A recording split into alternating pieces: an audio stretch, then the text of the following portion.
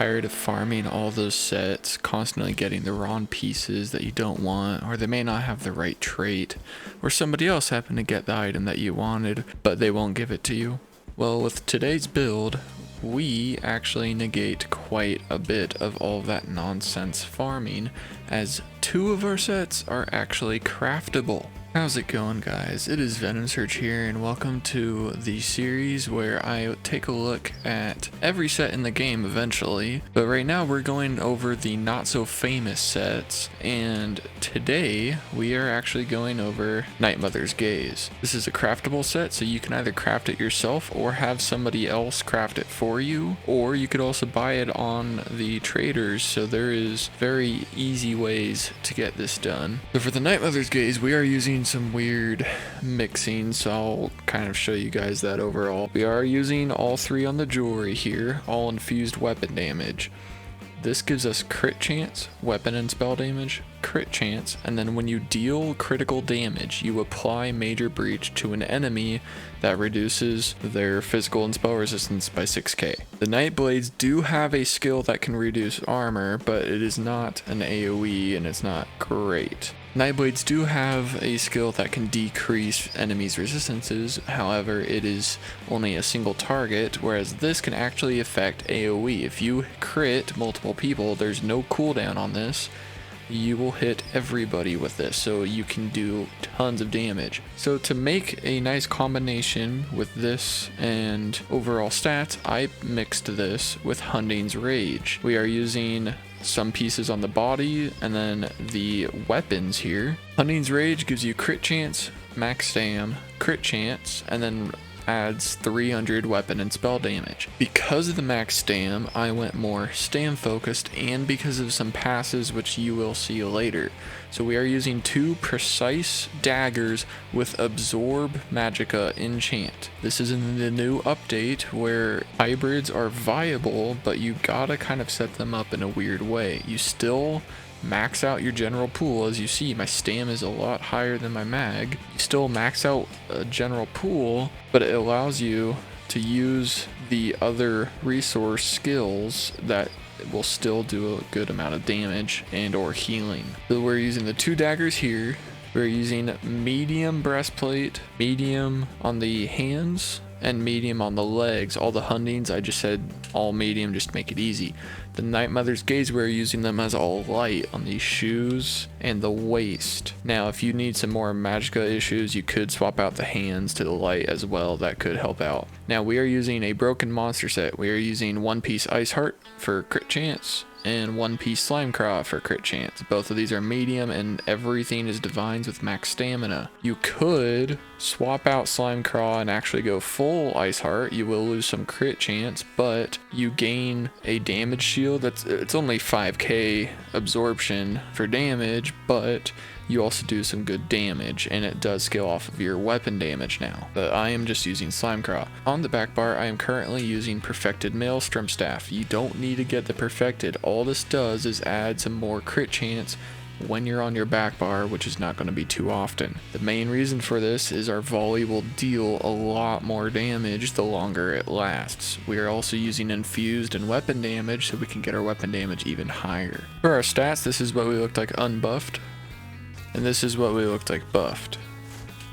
And we do have an extra 69 critical damage. So that means our crit damage is actually at 119 crit damage. And you guys can pause the stats when you need, so that way you can take a look at everything.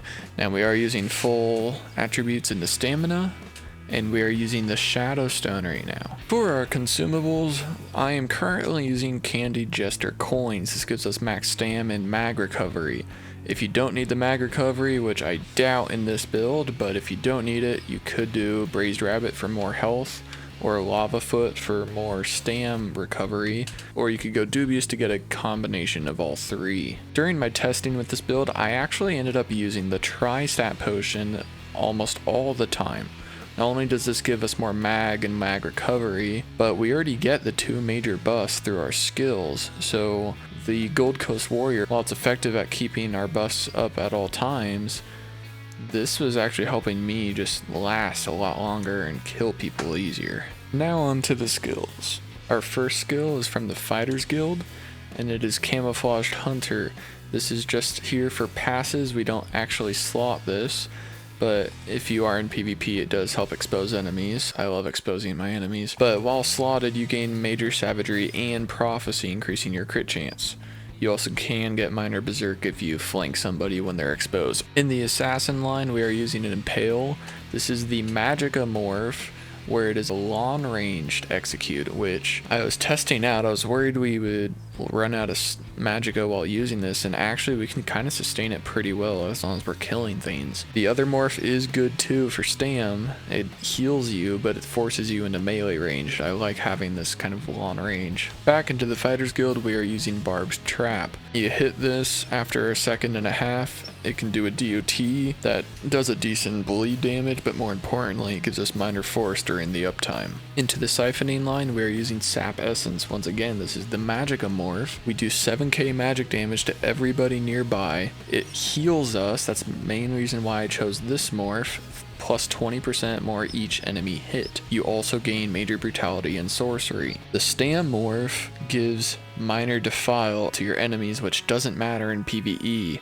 If you're in PvP, this could change, but I did think more in PvE in this case. For our main spammable and the dual wield tree, we are using Bloodthirst. You jab people, dealing 1500 bleed damage, and you heal for 34% of the damage caused. For our first ultimate, we're in the Assassination line. We are using Soul Harvest. This is technically the magicka version, but now it does scale off of our stam too. It does 15k magic damage, increases our damage against the enemy by 20%. They get Major Defile, but more importantly, whilst slotted, you gain 10 ultimate per enemy you kill. On the back bar, we're going into this Siphoning skill line again to get Swallow's Soul. This is a long range spammable using mag, but you also heal, and this can stack per person that you hit. Into the Shadow line, we're using Twisting Path. This is another magicka skill that gives us Major Expedition while we're in the cone, but it also does 2.2k magic damage every second. Into the Siphoning skill line, we are using Siphoning Attacks.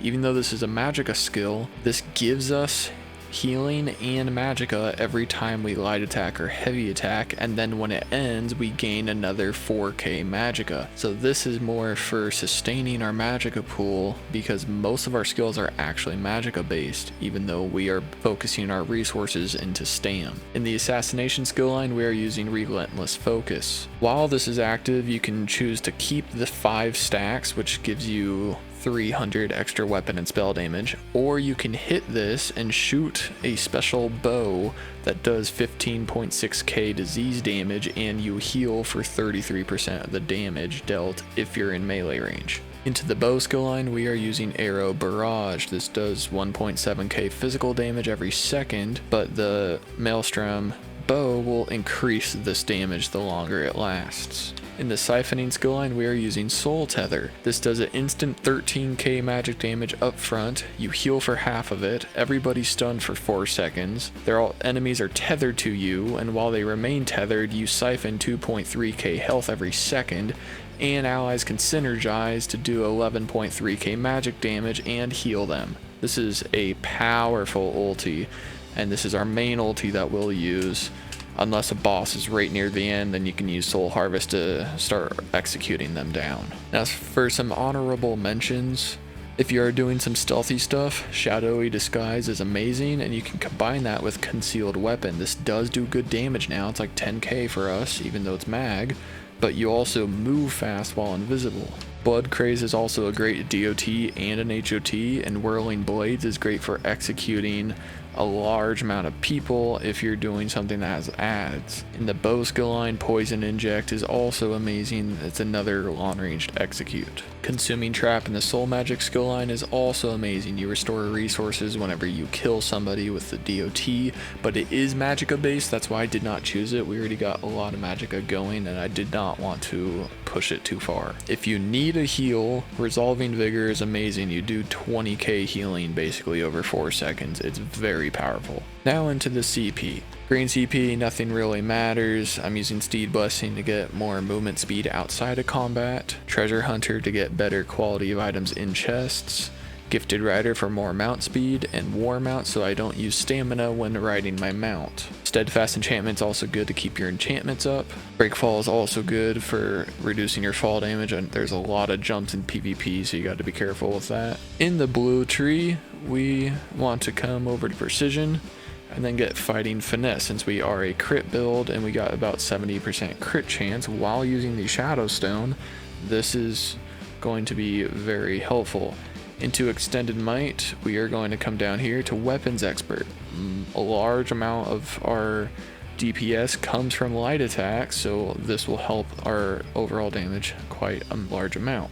Master at Arms is also very important. This increases our direct damage attacks, which I think includes light attacks. I'm not entirely sure about that, but a large amount of our skills are direct damage. And then Thaumaturge is DOTs, which a large amount of our skills are also DOTs. You could also choose to go with Biting Aura. This is an AoE, and we do have quite a few AoEs as well, especially that's spammable. In the red tree, we're coming over here to get Fortify to get more armor, Boundless Vitality to get more health. We're going to come through here, get Bloody Renewal. This will give us 1500 stam every time we kill an enemy, and then also get Siphoning Spells, which does the same thing for magicka. This is how we also survive with our magicka a lot easier. Now for our passives, I'm only going to go over the passives that are actually important to this build.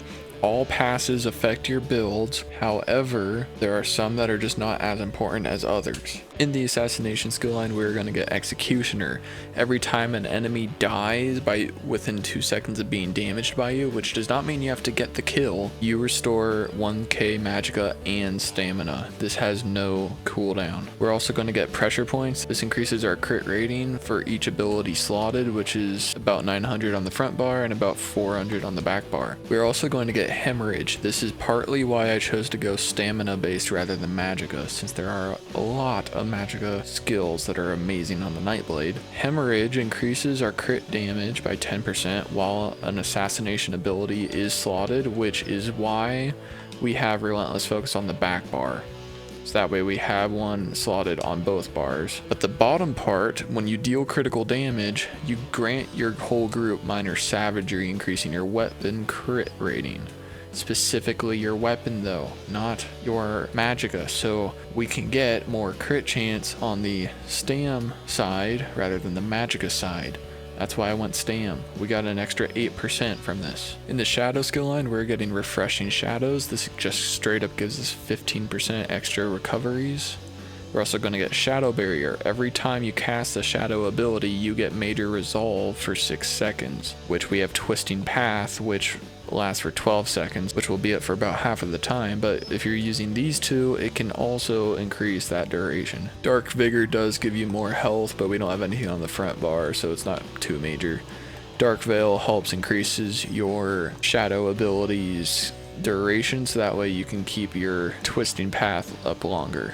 In the Siphoning tree, we are getting Catalyst. Every time you drink a potion, you gain 20 ultimate. That is major. We're also getting Magicka Flood. This increases your max magicka while a siphoning ability is slotted. We have siphoning abilities on both bars, so we'll have more magicka. Soul Siphoner increases your healing done or whatever.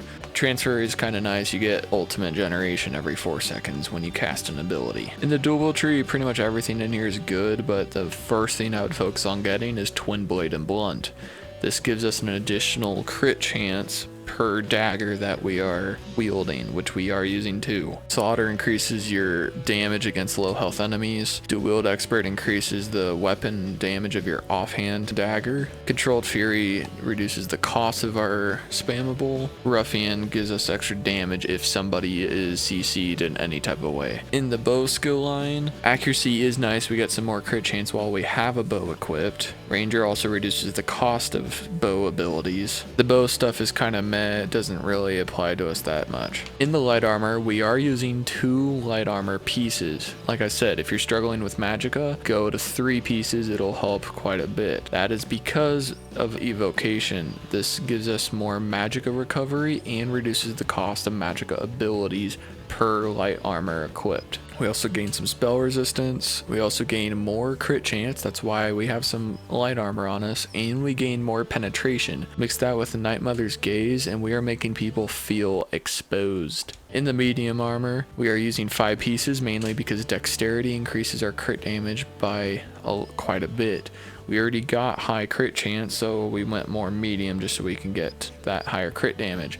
Windwalker also reduces the cost of stam abilities and gives us more stam recovery. We also gain more weapon and spell damage each medium piece worn. In the Fighters Guild, we are going to get Slayer. Each Fighters Guild ability slotted increases our weapon damage. We have 2 on the front bar. Normally I would use Flawless Dawnbreaker on the front bar. However, the Soul Harvest is very amazing at getting more ultimate, so I find that this is better than Dawnbreaker, but that would give you more ultimate. And then Banish the Wicked is also amazing. Every time you kill an enemy, you gain 3 ultimate. You have to get the kill though, but there's no cooldown on this.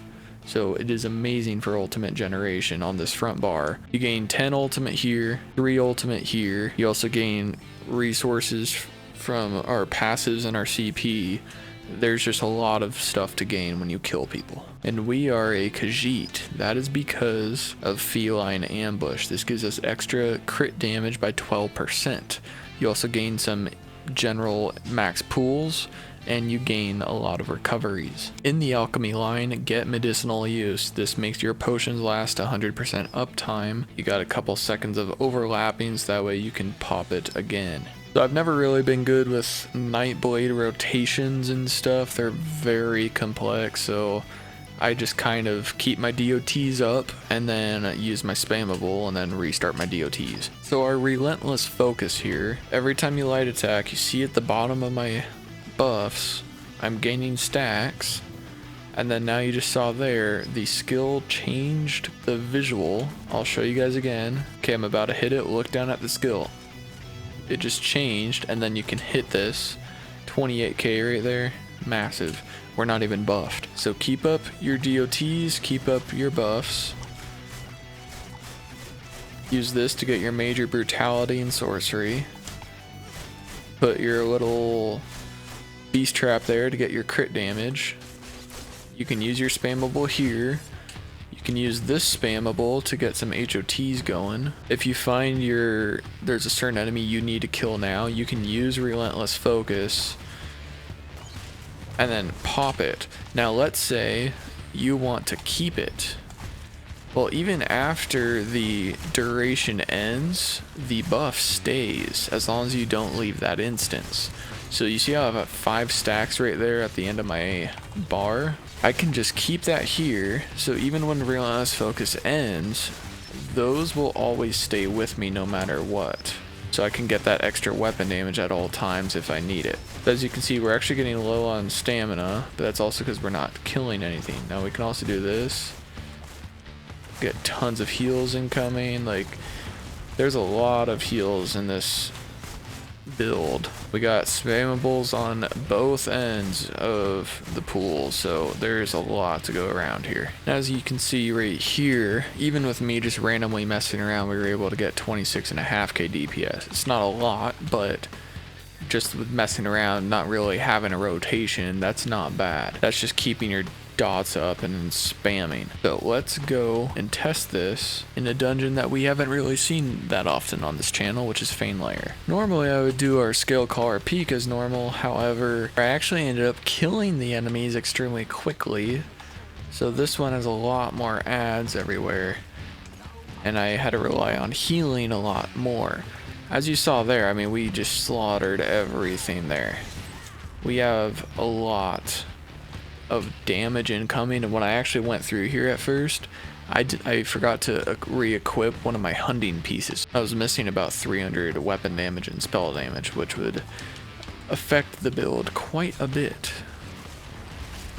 So this is just me spamming our AoE thing here. If we want, we can 40k right there on our execute, which is also a long ranged execute. Now let's say this Bone Colossus, I don't want to go near him. That's fine. We have a long ranged thing. We have a bow. We can throw out some DOTs if we need. Just like that. He never got to tickle my toes. And then he just died right there. Once again, just put your AoEs out. We got two very powerful AoE DOTs. Mix that with the fact that we also have an actual AoE spammable that heals us, and then we also have a single target spammable in case we need to heal or use stamina stuff. Let's go fight this boss just cause. Now I'm doing this right now with no vigor, so I need to be very careful about my healing and make sure that I have enemies to kill. Our healing is based on doing damage to others, so if you can't deal damage to something, you're gonna have problems. I mean, as you can see, we are squishy. This is not a build where it's not a survival type hybrid. This is very much a build that is straight up DPS using hybridized skills to survive. As you see, we're getting low. Tried popping my ulti right there, but we just couldn't make it. As you can see there, I mean, even though we're straight up DPS and have no means of survival, we're not doing that bad, and we're slaughtering everybody in our way.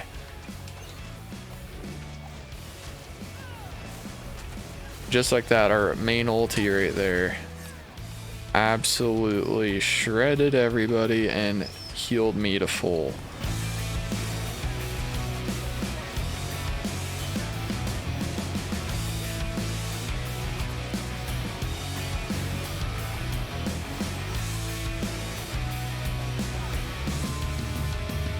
So this time we're doing a lot better. Part of it was just because I was being stupid and got in the mix of like all those AoEs and stuff. We need to take use of our long range stuff, which I put on there for a reason. I mean, we can take care of these wraiths that are causing massive problems, and just like that, she did. So a thing that I really like about this build is we have a lot of stam, which means we can roll dodge and sprint and break free and block and bash quite often, but most of our actual skills that we use to kill things are on our mag side. So in PvP, this is also pretty viable. Now, they do have crit resist, so you may not be critting as easily, but this hybridization is, I feel, is definitely going in a good direction. But as you saw there, with that major breach applying to everybody, we were melting through them. They were as if they had no armor, and we'd gained tons of ultimate and resources each time we kill somebody. Now to the outfit station. For the helmet, we are using the light Greymore hat. For the breastplate, we are using the light Honor Guard jerkin. For the shoulders, we are using the light Red Guard Epaulets 1.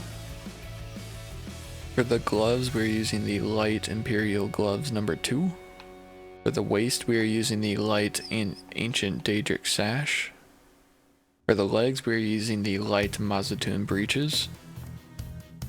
For the feet, we are using the light Fanewormed Shoes. For the right dagger, we are using Morg Tun. For the left dagger, we are using Ebony. You guys notice my ankle? Sure, it's normal. For our bow, we are using the Jeffreen Paladin bow. For the dark grays, we are using Thalmor Black. For the light grays, we are using Prefix Gray. And then for the special green, we are using my theme color, Viridian Venom. And I'll scroll through the slots so you guys can see the color slotting. Also, the ankle is broken again.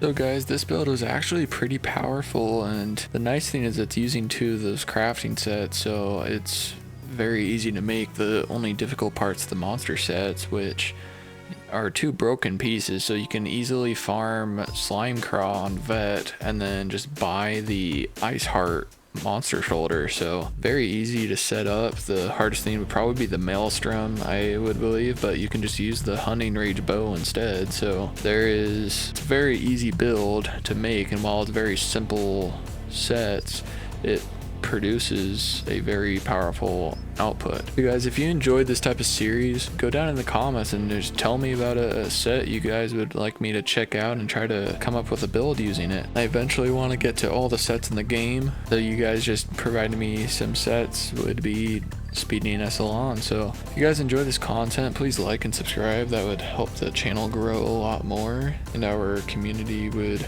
grow much stronger in the VENOM syndicate.